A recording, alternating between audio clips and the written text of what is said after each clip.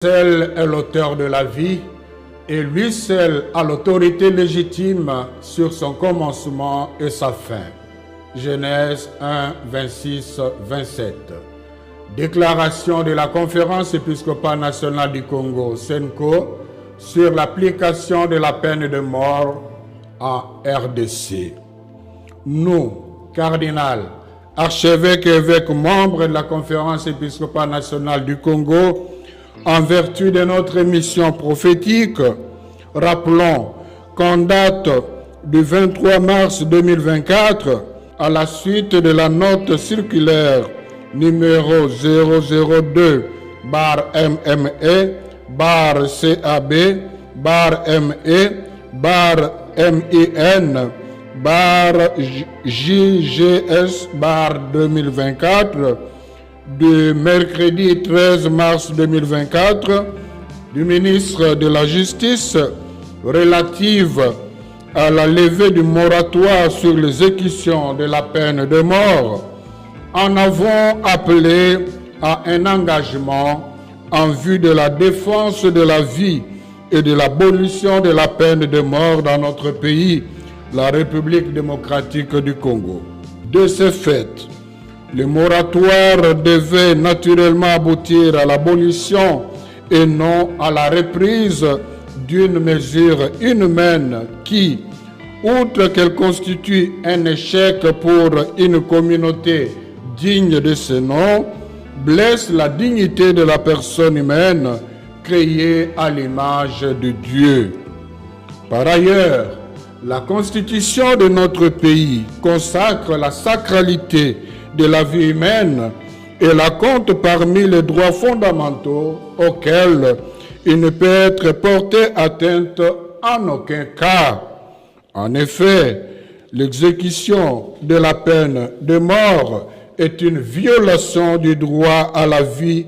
défendu par l'Église en s'appuyant sur la loi divine « Tu ne tueras pas » Exode 20:13. Eu égard à ce qui précède,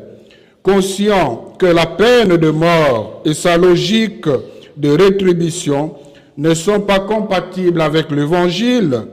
soucieux de chercher à tout prix les voies et moyens de ramener la paix, la cohésion nationale et de garantir l'intégrité du territoire national, nous sommes horrifiés par le verdict de la Haute Cour militaire de Kinshasa à l'issue du procès pénal expéditif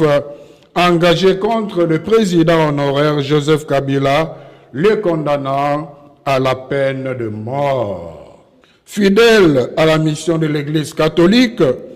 qui, en raison de sa charge et de sa compétence,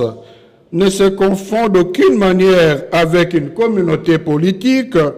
et n'est lié à aucun système politique,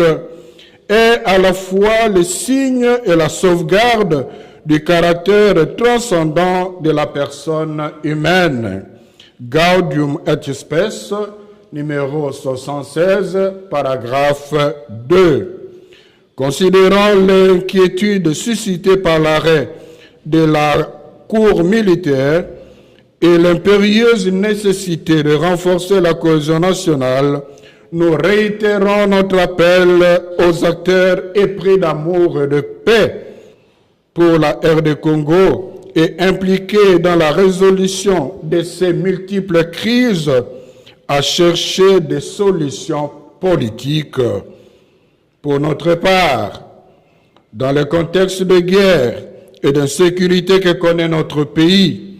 nous demeurons convaincus qu'un dialogue inclusif reste la voie la mieux indiquée, tant pour affronter les causes profondes de ces crises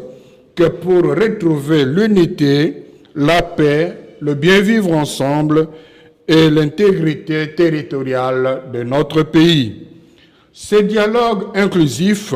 devient plus qu'urgent au regard de l'enlisement de la crise et de ses conséquences sur la population congolaise. Face au conflit qui inflige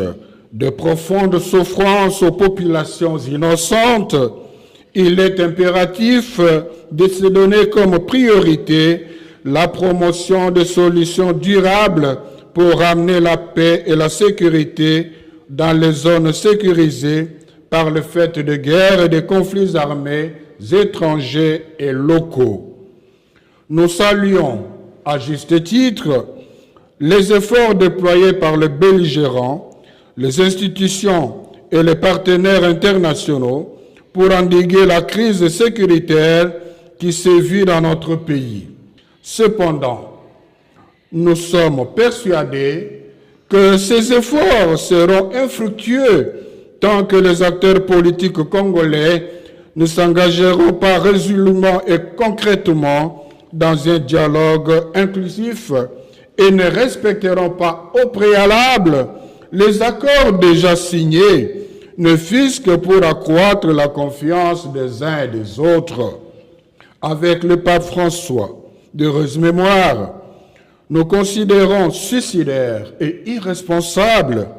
l'illusion qui ne peut être obtenue par la force des armes. Aussi, nous réitérons notre exhortation aux gouvernants de notre pays, à l'opposition armée et non armée, aux membres de la société civile et à tout le peuple congolais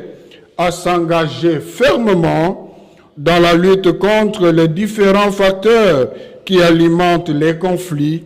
et qui font les lits de la culture de la mort et du grand risque de la balkanisation de notre pays.